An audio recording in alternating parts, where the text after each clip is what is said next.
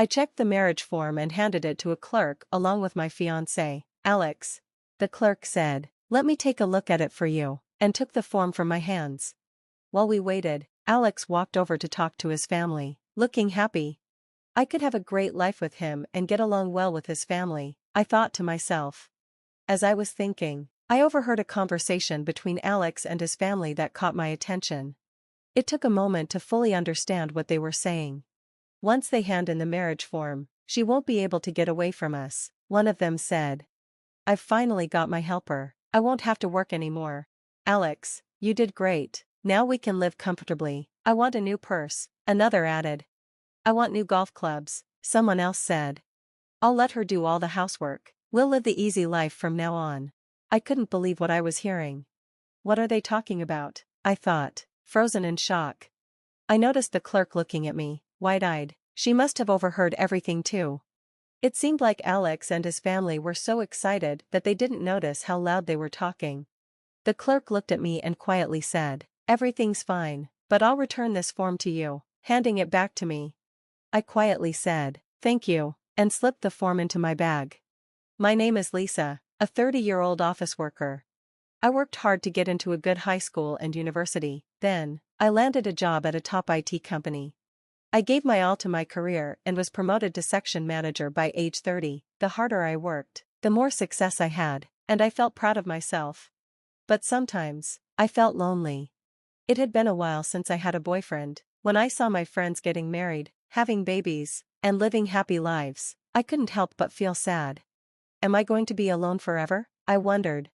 "Lisa, what are you thinking about?" My coworker, Ben, snapped me out of my thoughts. "Oh, hey, Ben, was I zoning out? You looked like something was on your mind." "It's nothing, but thanks for asking." "All right," Ben said with a smile before walking off. That's not good, I thought. Maybe I should really start looking for a boyfriend. I asked a friend for advice, and she invited me to a party at her house. That's when I met Alex. He was my age and worked at an IT company too, so we had a lot in common and quickly hit it off. We started dating, and everything went smoothly. As we spent more time together, we grew closer and learned more about each other. Alex was very close to his family, and I met them pretty early in our relationship. I was often invited to his parents' house for dinner. "Lisa, it's nice to meet you. I'm Alex's mom, Sarah. And I'm his dad, David." "Nice to meet you, I'm Lisa," I said, smiling. "Hi, I'm Alex's sister, Emma. I didn't know Alex had such a sweet girlfriend," she said. His family seemed so warm and welcoming. "Are there any foods you don't like?" Sarah asked. "No, I like pretty much everything," I answered. "Alex has a lot of food dislikes," she said, laughing. "Oh, that's just a childhood thing," Alex quickly added. "What did Alex hate?" I asked, curious. "He used to hate carrots and peas. I'd have to hide them in other dishes to get him to eat them." Sarah laughed warmly. "Mom, stop, you're embarrassing me," Alex said, turning red. They were such a happy and loving family, the kind of family I had always wanted. My parents divorced when I was in middle school. I lived with my dad, and my brother lived with my mom. My brother and I didn't get along very well, so I wasn't too upset when we were separated. The reason for my parents' divorce was that they were both very focused on their careers. Neither of them wanted to handle the housework, so they decided to split up and each care for one of us. Both my mom and dad had good jobs, so we never struggled financially. My dad wasn't cold, but he let me do my own thing most of the time. From a young age, I wanted to be independent. I thought the best way to do that was to study hard, get into a top university, and land a great job. I worked really hard, and eventually, I got a job at a well-known IT company. But despite all my success, I never felt the warmth of a close family. That's why I loved being around Alex's family so much. "Think of us as your second family," Alex often said. I think he understood my family situation. I was often invited to dinner at his parents' house. His sister, Emma, treated me like a real sister and often asked me for advice about work. After graduating from university, Emma started working at a company with terrible conditions, long hours, no extra pay, and an overwhelming workload. So she quit her old job and is now working part-time at an ice cream shop. But she's back on the job hunt and often asks me for advice. Thanks, Lisa, this is really helpful, she said one day. Don't mention it, Emma, I enjoy helping you. Lisa, you're like a real big sister to me, I've always wanted one. That's so sweet, my sister never said anything like that to me, and she wasn't as kind as you. Really? Then let's go out and visit lots of places together. Sounds good, let's do that. I'm so excited, there are so many cafes and restaurants I want to check out with you. Alright, we'll go when we have a day off together. Yay, I can't wait. Emma was so sweet, and I was really happy to get to know her. Around this time, Alex suddenly proposed to me. Lisa, will you marry me? I want to build a warm family with you, he said. I was overjoyed. We told Alex's family about the proposal and that we were getting married. Oh, you're finally getting married. Alex finally proposed. Now you're going to be my sister-in-law. His family was so excited. We'll need to start planning the wedding. Alex looked so happy. That evening, we had dinner with his family, and afterward, we left. Lisa, are you really getting married? One of my coworkers asked. Yes, I'm finally getting married. Congratulations.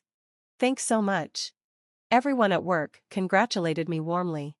On our next day off, we were invited to Alex's parents' house again for lunch.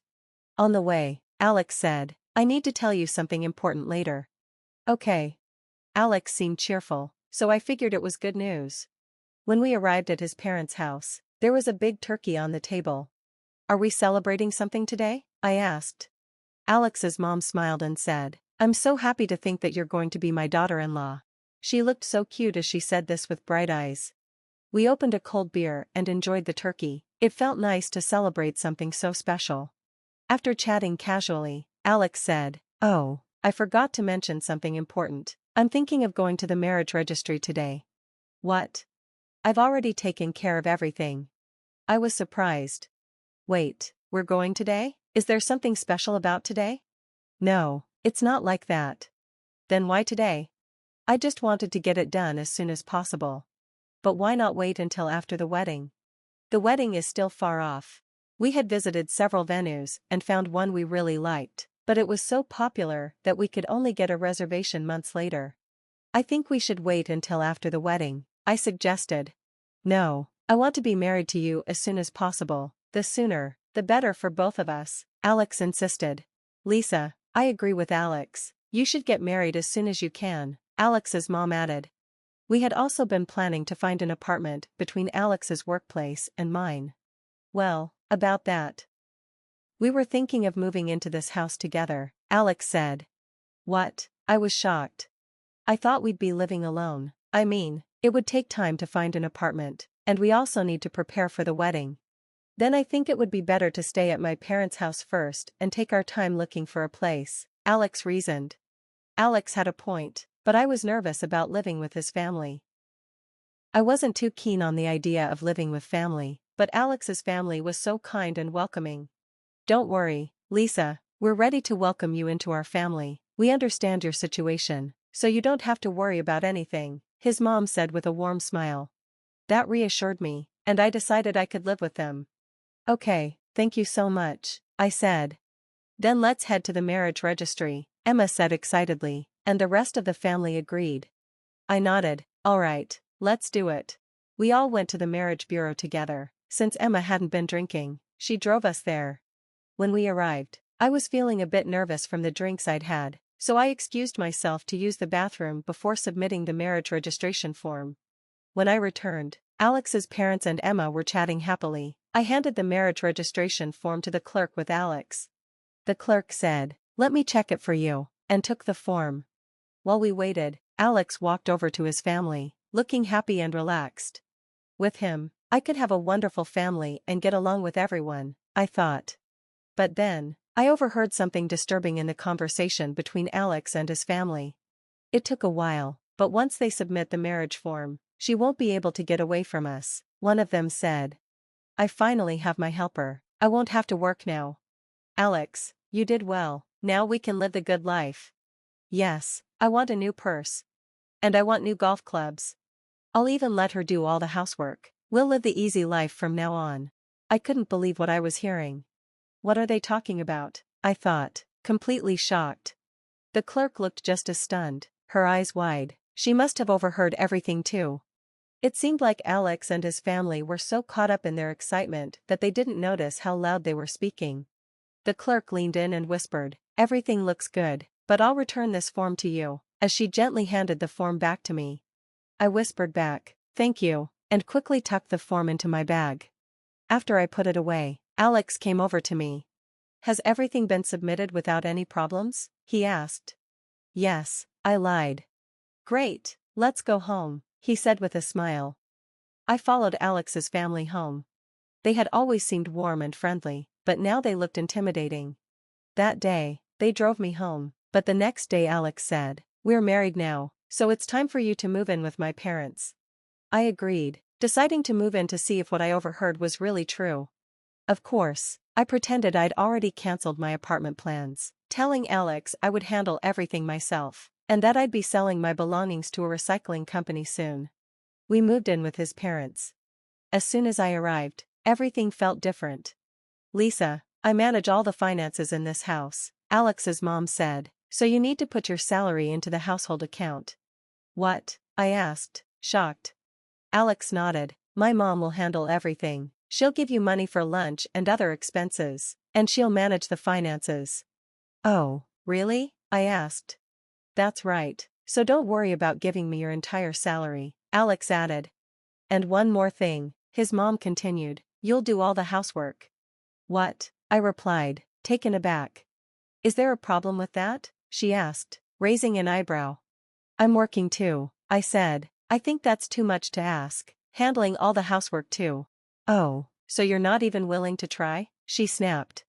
"Shut your mouth and do the chores," Alex's dad barked, his expression stern and threatening. Even Emma said, "I love those brown bags, get me some too." Alex added, "Lisa, you're my wife now, and you're part of this family, you have to do whatever we say." That's when it hit me, this was the real reason they had wanted me to marry Alex. They were trying to use me from the start. "I won't do it," I said, standing my ground. What did you say?" Alex asked, surprised and angry. "I can't accept any of this, I won't do all the housework, and I won't give you all my salary." Alex and his family were furious. "Hey, Lisa, what do you think you're doing? You're our daughter-in-law now, just do as we say, your only worth is making our lives easier." Their voices were cold and cruel. "I'm not your daughter-in-law," I said firmly. "What?" Alex's mom gasped, looking shocked. "You had that conversation at the marriage bureau, didn't you?" After hearing it, I decided not to register our marriage. Their faces turned pale in disbelief. "Oh, no. Are you sure you didn't submit it? Why don't you check with the marriage bureau?" "I already threw the marriage registration form away. I can't stay with people who want to take advantage of me. Let's break up, Alex." Alex collapsed in defeat. I left their house. Apparently, they had already planned an overseas trip, booked luxury hotels, and bought first-class airline tickets, all because they thought they'd be living off my salary. The day I broke up with Alex was just one day before their trip. They ended up losing a lot of money on steep cancellation fees. Alex asked me to cover the cancellation fees, but of course, I refused and blocked him from contacting me. Now they're buried in debt, about $50,000, and they're all turning on each other. Alex's family didn't really have a good relationship, they were only held together by money. "Lisa, did you cancel the marriage?" "Oh, Justin, have you heard about that already? Rumors sure do spread fast." "You can laugh if you want," he said. "I'm not laughing," Justin replied. "I'm actually happy." "Why?" "Because now I have a chance." I was surprised, and he looked a bit embarrassed when he said that. A few months later, Justin asked me out, and recently, he proposed to me. I'm so happy now. Alex and his family were a bit scary, but I'm glad I found out their true colors before things went any further. As for the rest of my story with Justin, I'll save that for another time. For now, I just wish myself a happy marriage this time.